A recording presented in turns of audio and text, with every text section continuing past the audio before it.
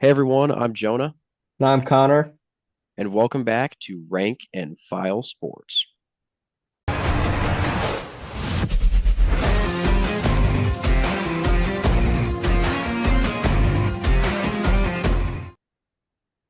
Shadur Sanders and Travis Hunter are both gone from Colorado, but Deion Sanders is still the head coach, and Colorado is bringing in Caden Salter, one of the most highly touted quarterbacks in the transfer portal out of Liberty.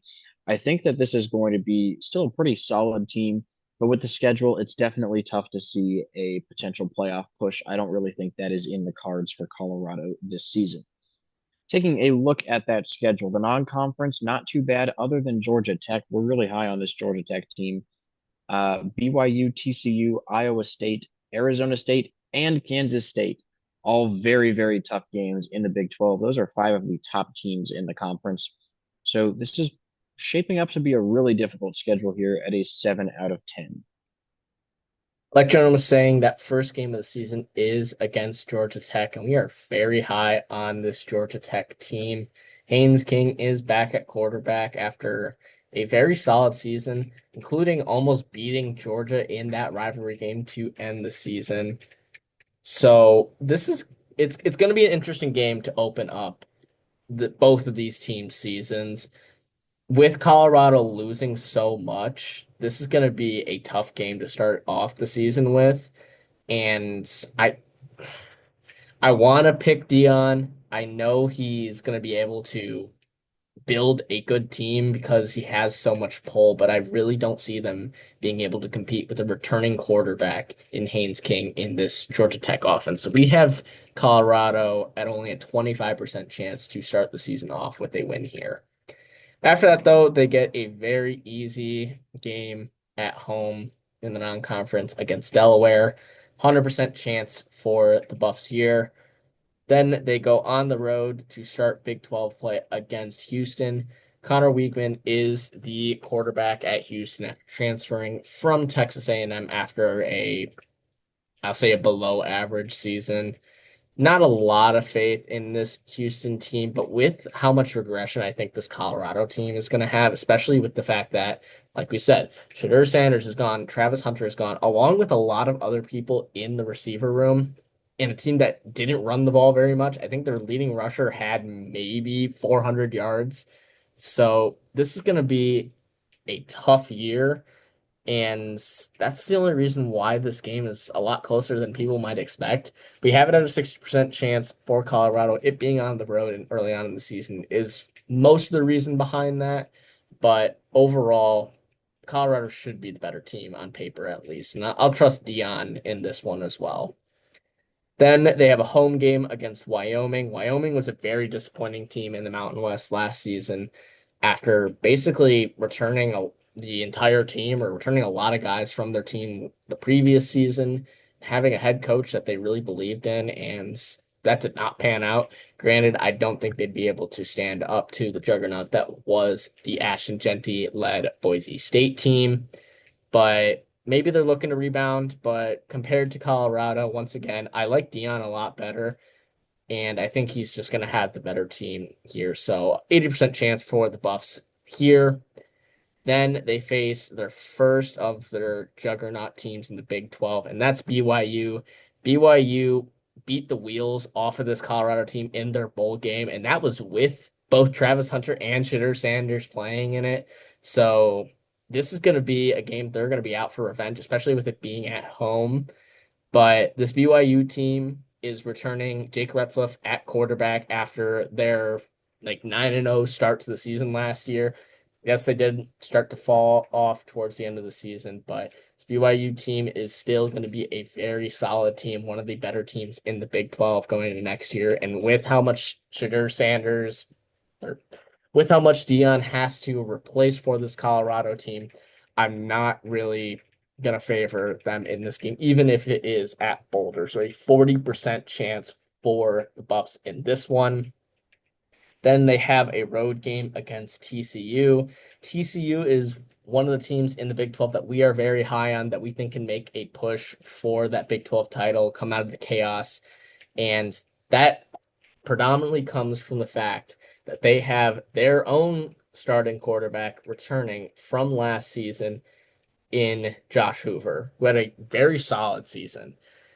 Granted, he is also losing his entire wide receiver room to the NFL draft, so he's going to have to rebuild that, make some connections with the young guys that they have coming in or any experienced guys they have from the transfer portal. But once again, with how much Colorado has to replace, having that consistency from TCU's starting quarterback, I think is going to be the difference in this one. And with it being on the road, I think TCU will be the favorite here. 35% chance for Colorado in this one. Then finally, to end this 7 game stretch before their first bye week, they have a home game against the Cyclones. Oops, sorry. A home game against the Cyclones of Iowa State. Iowa State is returning Rocco back at their starting quarterback position after their best season, I think, in program history. And despite getting the brakes beaten off of them in that Big 12 championship game against Arizona State, who did almost take down Texas, this is going to be essentially the same Iowa State team that we saw last year. I know they're losing a couple key position players to the draft, but I really like the Cyclones team to have a similar amount of success that they did last year. And with it being on the road for the Cyclones, I do think Boulder is a tough place to play. And it's obviously one of the bigger or growing places in college football, stadium environment wise, but I don't think that's going to matter in this one, just with the talent disparity. So a 30% chance for the Buffaloes to get a win over Iowa State going into their first bye week. After that bye week, facing Utah on the road, one of the most disappointing teams in the Big 12 conference last season. I don't really expect Utah to be much better, even though they have the home field advantage here. I like the Buffs on the road at about a 70% chance to win. And then it's Arizona, this time at home. And even though Noah Fafita is back, he's losing his biggest target in Tataroa McMillan to the NFL draft. So it's definitely going to be tough for Arizona to compete in this game. I think that they can, but I do like Colorado still 70% chance for a Buffs victory once again. Then a road trip to West Virginia, another pretty disappointing team in the Big 12 last season, going 6-7. And even though this one's on the road, again, I do think Colorado has a pretty good chance to pick up a win here. Give me a 65% chance for Colorado in that. After their second bye week, a really tough end to the season, though, with both Arizona State and Kansas State. Like Connor mentioned earlier, Arizona State making the college football playoff, almost beating Texas in that double overtime game. Sam Levitt's back at quarterback, and I think they're going to be really, really good again in 2025. Only a 35% chance for a Colorado win here, even though it's at home. And then to close out the season playing at Avery Johnson and Kansas State. Avery Johnson, one of the better quarterbacks returning in 2025. I think Kansas State has a really solid chance to compete in this Big 12 conference for the conference title. So we don't really see much of a chance for a Colorado win here either. Only a 25% chance. Looking at the schedule as a whole, Colorado did themselves no favors in this one, especially the first season after losing their, I know it's not a franchise, but their franchise players in Travis Hunter and Shedeur Sanders. Yes, they are recruiting very well because Deion is Deion Sanders. Like everyone wants to play for Deion after seeing how he leads this team. But despite that, they have a gauntlet of a schedule that is not going to be easy for new guys to come in and really compete with. I don't think that's necessarily a knock on this Colorado team. I think they're still going to be a very decent team, but with just how loaded and chaotic the Big 12 is as a conference, I don't think this Colorado team is going to be able to rise above it and finish fourth or fifth place, whatever they finished in the Big 12 standings last season. So I I don't want to say I'm low on this team, but I think 6-6 is where we're going to end up seeing this team at just because of how many tough games they have. That Kansas State, Arizona State, Iowa State, BYU, TCU, and Georgia Tech games, those are all really, really tough games. And that's 6 losses right there if they were to lose all those games.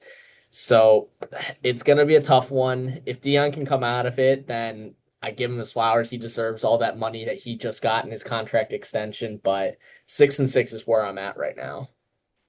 Yeah, I think I'm with you there. 6-6 feels pretty pretty realistic for this Colorado team. I mean, it makes sense. There's 6 games where they're the underdog, 6 games where they're the favorites.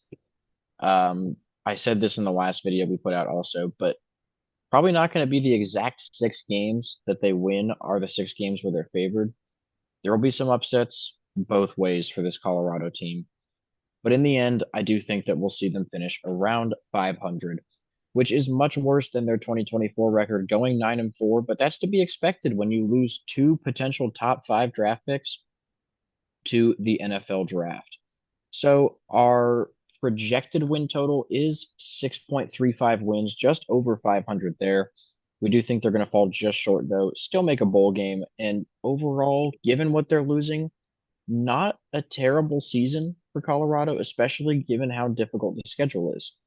The Vegas over/under has them at 6.5 with a actually favoring the over there. So they do think that Colorado can potentially get to 7 games won this season.